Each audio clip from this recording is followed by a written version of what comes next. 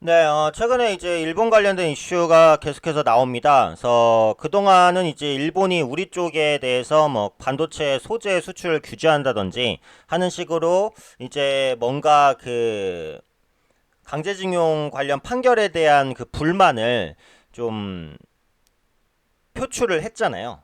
근데 사실 이제 한국에서 대응을 하겠다라고 했지만 사실은 한국 같은 경우 뭐 WTO 제소라든지 이런 것 말고는 그렇게 뚜렷한 대응 방안은 사실 지금 없어요. 물론 한국이 일본에 수출하는 것도 있습니다. 일본이 작년에 수입한 수입 품목이 일본에 작년에 수입한 수입 품목이 한 7,800개 정도 되는데요. 그 중에 국산 제품이 3,900개 정도예요. 그러니까 한국에서 생각보다 굉장히 많은 물품을 수입을 하고 있잖아요. 그쵸? 근데 이 중에서도 연 250억 엔 이상의 그 큰 금액을 수입하는 게 뭐냐라고 봤더니 이제 석유류랑 철강류였어요. 그러니까 이게 이제 뭐 보일러의 연료로 쓰이는 경유나 아니면 철강 아니면 합금강 이런 것들이에요. 이런 것들을 한국에서 일본으로 많이 수출을 하고 있다고요. 그러면 이런 것들을 이제 수출 규제하게 되면 물론 일본도 타격을 입게 됩니다. 다만 이제 반도체나 디스플레이 부분에 비해서 타격이 적을 것으로 예상이 되고요. 또 일본이 이제 대체 수입국을 찾을 수도 있는 거고요. 또 가장 큰 문제는 이게 우리도 이제 똑같이 그 수출로 보복을 하게 됐을 경우에는 그 자유무역 체제에 또 반할 수가 있어요. 그럼 WTO에 제소도 못할 수가 있는 거예요. 그러니까 WTO에 제소를 한다는 것은 이제 공정무역이 아니다라고 하는 거잖아요. 실제로 일본의 조치는 부당한 거잖아요. 그러니까 이게 부당하다라고 고발해야 되는데 그걸 똑같이 보복을 하고 있으면 그걸 이제 고발하기 좀 어렵다라는 거죠. 그러니까 실제로는 정부가 손을 쓸 수 있는 방안이 많지는 않아요. 그러다 보니까 국민들이 자발적으로 대응에 나선 모습이죠. 어떻게? 일본에 대한 불매 이런 식으로. 그러다 보니까 일본 불매 관련된 종목군들이 일단 기본적으로 조금 움직이는 그런 모습들이 나타나고 있습니다. 그래서 이제 모나미 같은 경우에는 이슈를 확인을 하셨겠지만 아시겠지만 이제 모나미 볼펜 만든 업체잖아요. 모나미 볼펜 안 써보신 분은 아마 한 분도 없으시지 않을까. 그만큼 필기구에서는 유명한 업체인데 그 필기구 중에 일본에서 들어오는 필기구들이 많이 있어요. 그래서 브랜드도 한 네다섯 개 정도가 한국에서 이제 쓰이는 것으로 알려져 있어요. 뭐 지브라, 미쓰비시, 그다음 헬로키티 관련된 브랜드도 있고 굉장히 많은데 이제 이런 것들을 좀 안 쓰게 되면 아무래도 상대적으로 국산 필기 업체가 뭐 성장할 수 있지 않겠느냐. 요걸로 이제 모나미가 올라가는 건데 실제로 이 부분 때문에 모나미의 실적이 좋아지기는 굉장히 어렵습니다. 그러니까 지금은 아시겠지만 당연히 테마성으로 움직이는 거예요. 근데 하필이면 모나미가 이렇게 급등한 게 모나미는 사실 어떻게 보면 세력주예요. 계속해서 세력들이 건드리면서 상승과 하락 그리고 급등시키고 빠져나가는 모습들을 많이 이제 좀 보여주는 그런 종목이에요. 앞으로 제가 시간이 있을 때마다 강의를 올려드리고 뭐 세력 강의도 올려드리고 하겠지만 어쨌든 그런 부분을 봤을 때는 이게 단기 테마성으로 급등시키고 빠져나가라는 모습이 분명히 있다라는 거죠. 그래서 모나미는 사실 언제든지 꺾일 수는 있습니다. 근데 지금 그 일본에 행하고 있는 우리의 국민들의 자발적인 이제 불매 운동 이런 것들이 금방 끝나지 않을 수도 있어요.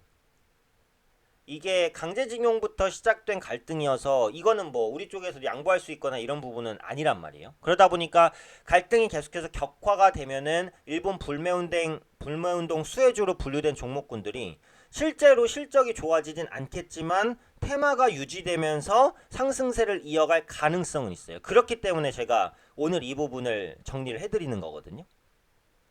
그래서 결론적으로는 이제 모나미 같은 경우에는 말씀드렸다시피 외산 이제 그 일본산 필기가 사실 좋은 게 많아요. 잘 나오고 근데 좀 비쌉니다. 어쨌든 그런 부분들 차단시키고 국산 제품을 사용할 가능성이 높다. 표면적으로는 그래요.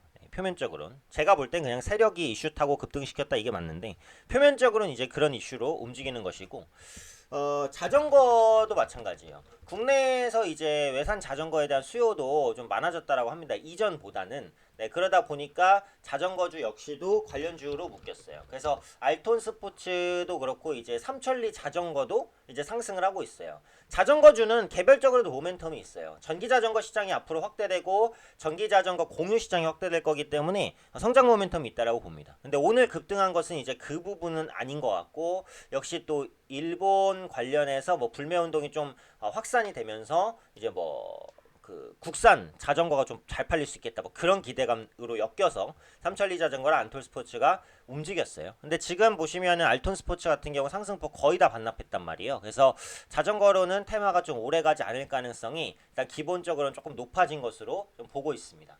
그 다음에 이제 그 특징적인 게 의류주가 좀 움직였죠. 그래서 오늘 대표적으로 움직인 의류주가 신성통상입니다. 갭 상승 출발 후에 거의 상한가 근처까지 갔다가 지금은 위에서 약간 흔들리는 그런 모습을 보여주고 있는데 신성통상이 뭐냐면은 의류주라는 건 아시죠? 근데 그 중에서 이제 탑10이라는 SPA 브랜드가 있어요. 패스트 패션. 보신 분들 계실 겁니다. 그래서 이 탑10이 팔릴 것이다. 왜? 지금 국내에서 잘 팔리는 SPA 브랜드가 유니클로예요. 모든 분들이 아시잖아요. 근데 유니클로는 일본 브랜드잖아요.